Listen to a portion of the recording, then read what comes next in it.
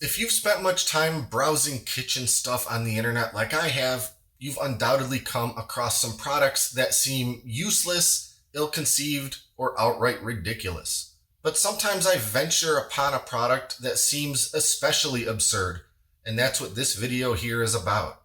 Today, I'm trying out what I consider to be 5 of the stupidest kitchen gadgets I've ever seen. I bought them so you don't have to, and I truly doubt that you will after seeing them in action.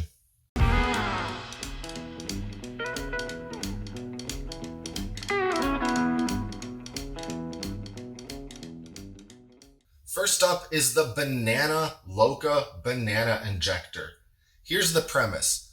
This device will drill out a core sample down the center of your banana and then inject it with a filling of your choice into the remaining hole. The product description suggests chocolate syrup, Nutella, peanut butter, jams, and so forth. I have some chocolate syrup, so I guess I'll try that. Does anybody actually want this? Is there a market for people who want to add other sugary flavors to their banana, but consider dipping or drizzling to be beneath them? Well, I guess there must be, because countless thousands of these things have been sold. So let's see what the hype is all about. Okay, so according to the instructions, cut off the tip of the banana about 1/2 inch from the top. And the tiny illustrations suggest that the banana should not be peeled. Straighten the banana by putting the cut tip end into the holder. Gently straighten the banana against the holder with one hand. Insert the corer into the holder. Do not twist or cover the hole while inserting. Once fully inserted, twist the handle, cover the hole with your thumb, and pull out the corer. Okay, about 2/3 of the banana seems to fit into this thing and actually be pierced by the corer. Fill hopper with 3 tablespoons of filling per banana. Push down on the handle until you see the filling at the very tip of the nozzle. Insert the nozzle into the banana while holding it gently. Push down on the handle and let the filling push the banana out.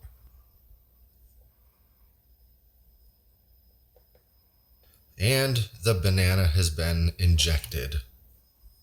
So let's see if we can peel this thing with the leaky hole at the end of it without making a huge mess and see what we're dealing with.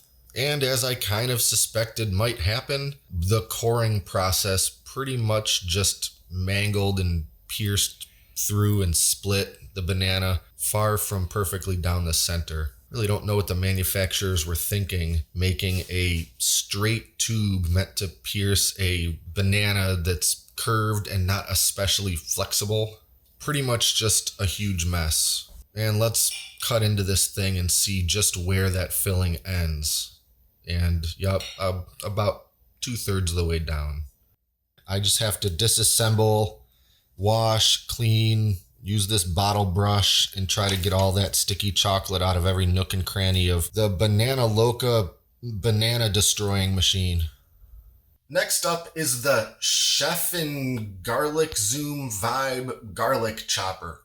Yes, it only takes about 60 seconds to mince a clove of garlic with a knife. Yes, it only takes about 10 seconds to use a garlic press. But the fine folks over at, well, I'm not really sure what their name is because there are like 4 different brands on the company product page and the product packaging, have made it their mission to answer the question, what if chopping garlic was more difficult, time-consuming, and messy?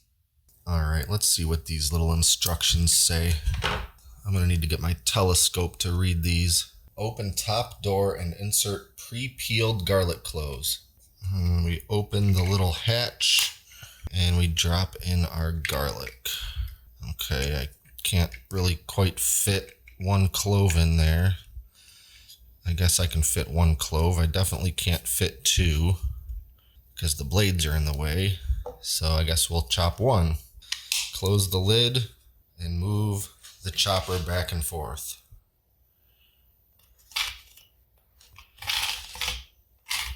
Okay, even with the grippy rubber on the wheels, it's mostly just sliding across my cutting board. And I can sort of get it moving if I keep going back and forth. That was the sound of gears stripping, I'm pretty sure.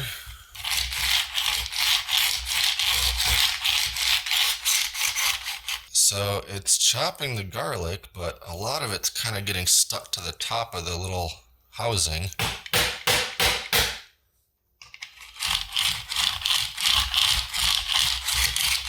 Okay, I've probably moved this thing back and forth about 30 times. Okay, now it says to open the chopper, which I think the whole thing hinges open. Remove the stainless steel blades and pour out my garlic.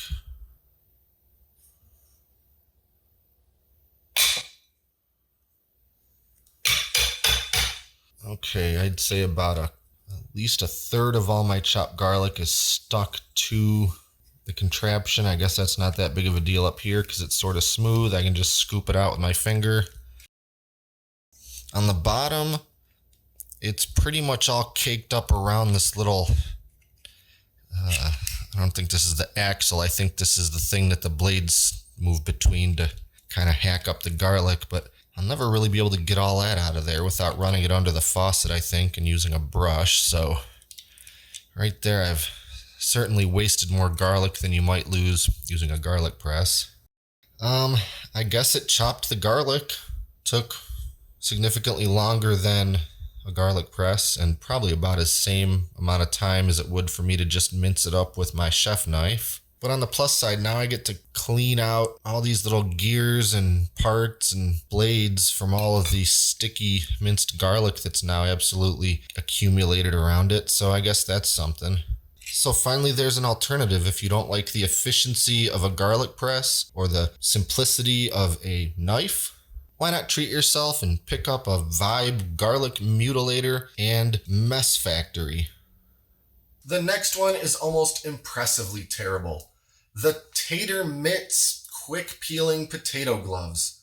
These things are basically rubber dish gloves with a million rigid bits of rubber glued to the palms. The idea is that instead of using a potato peeler like a caveman or hobo, you can wield these petroleum-based gloves and exfoliate your potatoes into submission. Are they as catastrophically useless as they sound? Spoiler alert, yes, they are. So, according to the Tater Mitts instructions, the first thing we have to do is boil the potatoes, because of course, who would ever want to prepare a potato in any way other than boiling it? But so saith the instructions for the Tater Mitts. Put the potatoes in a pot, cover with cold water, bring to a boil, and boil for 5 to 6 minutes. Okay, potatoes are boiled. The next step, pick up a potato wearing the Tater Mitts and rub it vigorously under cold running water. Peel the potato with minimum effort and maximum results. I'll note that I can pretty much barely bend my fingers while wearing these, so I'm sure that'll be conducive to the potato peeling process.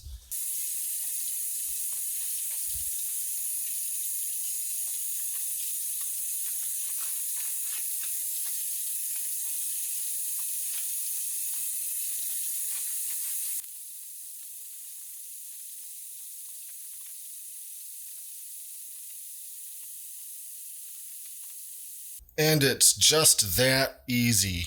Are you sick of unboiled potatoes that are left relatively intact after peeling?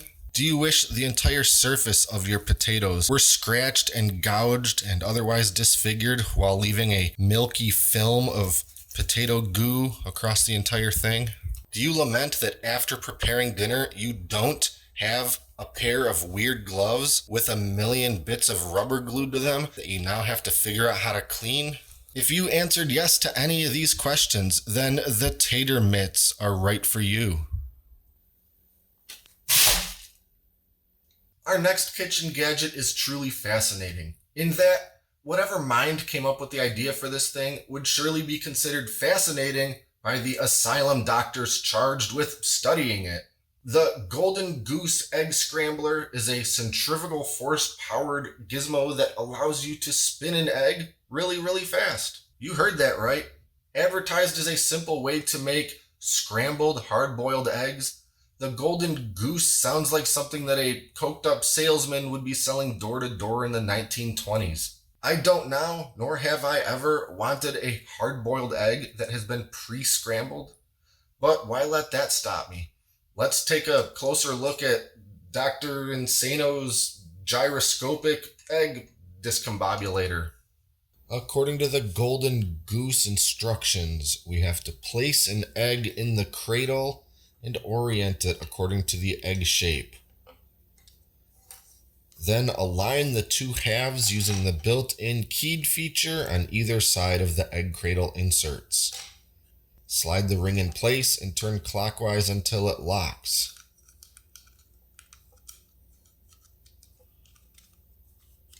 I feel like I'm squishing that egg pretty hard to be able to close this thing enough to turn this little ring.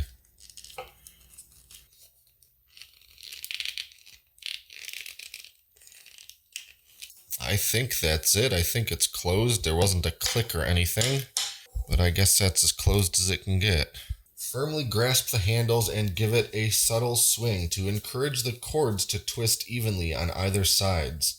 Start slowly as you pull outwardly on the handles to begin the cradle rotations, which should alternate back and forth with each pull. Get a little more aggressive with the pulls and, quote, goose the egg until it's gold. Well, I don't know what it means to goose an egg, but I'll try to do what the instructions suggest.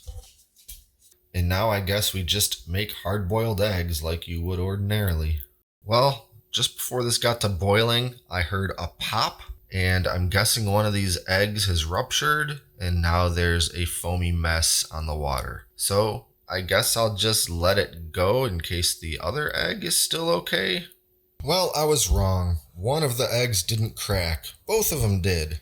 I've been making hard-boiled eggs for probably 25 years, and I could count on one hand the number of times I can remember an egg cracking in the pot like this. And it happened to 100% of the ones I've tried after using the Golden Goose Egg Scrambler.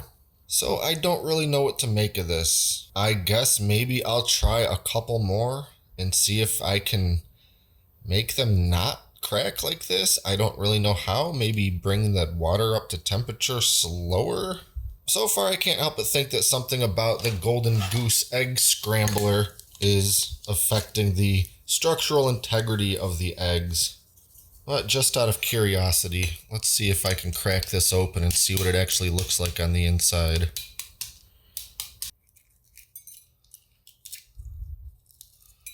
I guess in addition to it causing the eggs to crack, it doesn't actually scramble anything at all. Looking at product photos, this thing was supposed to come out 100% yellow, basically the color of scrambled eggs. And as you can see, it basically cooked no different than a regular hard-boiled egg with the white on the outside and the yolk in the middle. Except, of course, again, with the added bonus of it breaking the shell and being completely useless and a waste of time. So here's what I'm going to do. I'm going to try this one more time, and I'm going to scramble the bejesus out of them with the Golden Goose, like a solid straight minute of scrambling with the little handles. And then I'm going to try bringing up the temperature more slowly and see if I can actually successfully make a scrambled hard-boiled egg.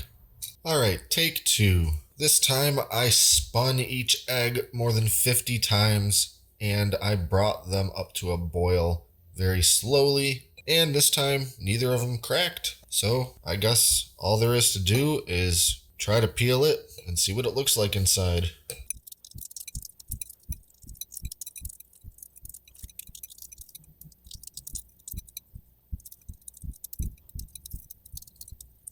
Well, it absolutely, definitely is not scrambled and yellow all around.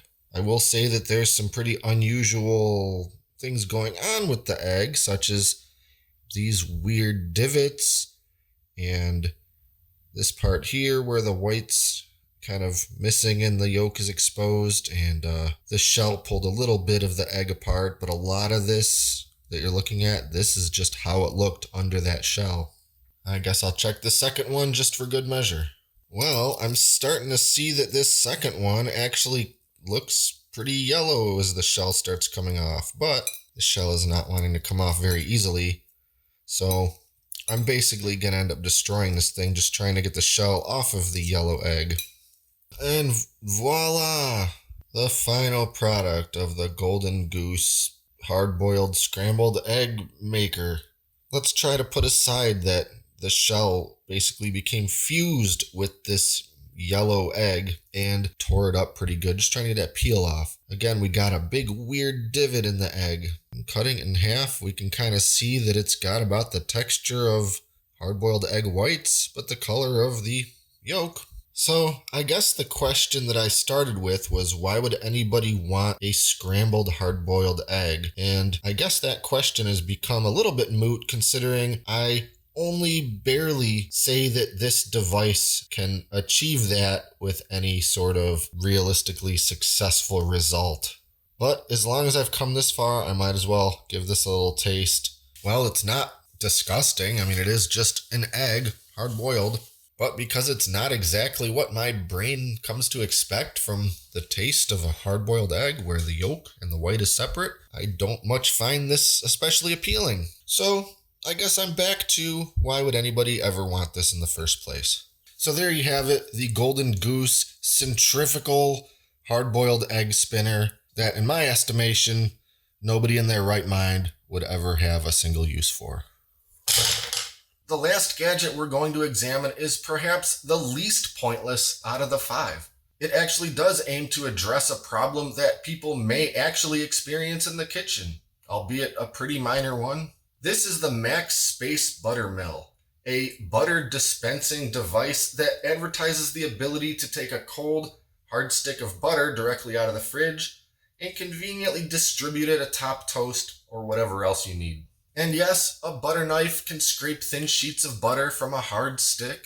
Yes, you can simply let the butter sit out for a while before spreading it. Yes, you can microwave the butter for a few seconds if you don't want to wait. But none of those methods cost $15.99 and require the tedious cleaning of yet another kitchen apparatus. So let's find out if the butter is worth the squeeze. Unscrew cap, pull out handle, insert a stick of butter, and screw on the cap.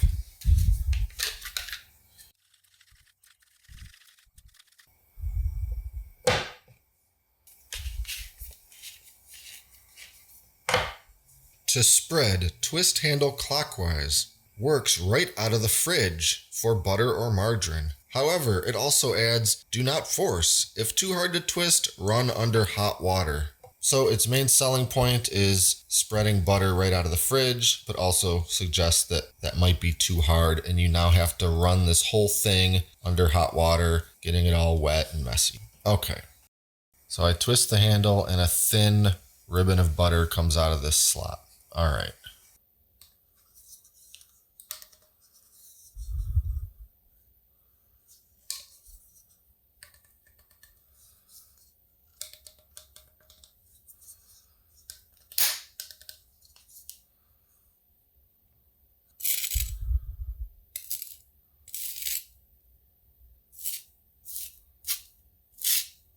Well, it did take a bit of force, but I did get a ribbon of butter to come out that was at refrigerator temperature. But I gotta say, the ribbon of butter that comes out isn't any softer than it would have been otherwise. But I guess I was able to spread it on this piece of toast with minimal damage to the toast.